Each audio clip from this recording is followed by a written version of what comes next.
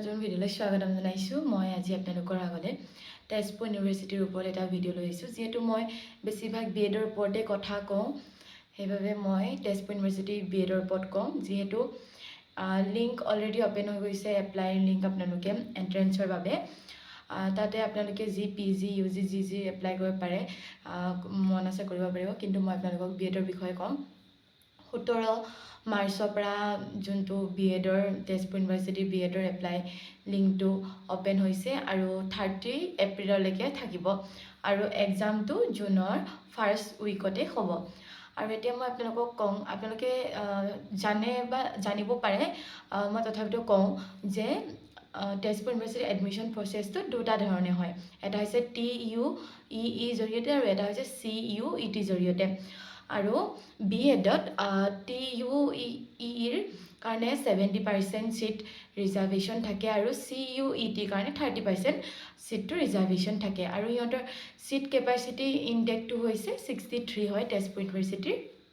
আৰু তাতে 50% ছায়েন্স ষ্ট্ৰীমৰ বাবে আৰু 50% আৰ্টছ আৰু কমাৰ্চ ষ্ট্ৰীমৰ বাবে তাতে ৰিজাৰ্ভ থাকে। আৰু এইটো আপোনালোকে সকলোৱে জানে, BEd কৰিব হ'লে মানে যোনটো এডুকেশ্যন আমাৰ কি লাগে, এডুকেশ্যনটো আপোনালোকে BSc BA যি কৰে গ্ৰেজুৱেট হ'ব লাগিব আৰু মিনিমাম 55% আপোনালোকে থাকিব লাগিব, তেতিয়া এপ্লাই কৰিব পাৰিব। ইয়াত এইটো 2 year কৰ্চে হ'ব। যিহেতু তাতে দিছে যে কোৱালিফিকেশ্যন BA BSc সেইটো হ'ব লাগে বুলি। যিহেতু 1 year কৰ্চটো কৰিবলৈ হ'লে আমাক যোনটো 4 year BA BSc এইটো লাগে আৰু মাষ্টাৰ্ছো লাগে। তো এইটো 2 yearই হয় আৰু আপোনালোকে এইটো কৰিব পাৰিব। বেছি দেৰি নকৰিব। যদি আপোনালোকে বিচাৰে যে মই BEd কৰোঁ, তেন্তে আপোনালোকে এপ্লাই কৰিব। আৰু মই আপোনালোকক এপ্লাই কৰা লিংকটো ডেছক্ৰিপশ্যনত দি দিম, আপোনালোকে এপ্লাই কৰিব পাৰিব। আৰু ছিট কেপাচিটি মই কৈছোঁৱেই 63 হয়। ভালদৰে পঢ়ক, চেণ্ট্ৰেল ইউনিভাৰ্চিটি যিহেতু পালে ভাল হ'ব। বাকী আৰু ইয়াৰ বিষয়ত যদি আপোনালোকে তেজপুৰ ইউনিভাৰ্চিটি BEdৰ ওপৰত মানে এডমিশ্যন কিমান কি খৰচ হ'ব সেইটো জানিব বিচাৰে যদি মোক ক'ব। আৰু মই এডমিশ্যন প্ৰচেছটো কৈ দিওঁ আপোনালোকক।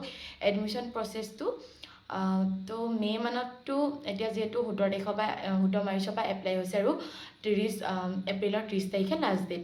তাৰপিছতে জুনৰ ফাৰ্ষ্ট উইকতে আপোনালোকৰ এক্সাম হ'ব গৈছে। মানে তেজপুৰ ইউনিভাৰ্চিটিত যিমান যে এক্সাম দিছে জুনৰ ফাৰ্ষ্ট উইক মানত কৰিব। আৰু বাকী ৰিজাল্টটোতো জুলাই মানত দি দিব আৰু মেৰিট লিষ্ট মাৰিব। মেৰিট লিষ্ট বেছিছতে আপোনালোকে এডমিশ্যন ল'ব পাৰিব।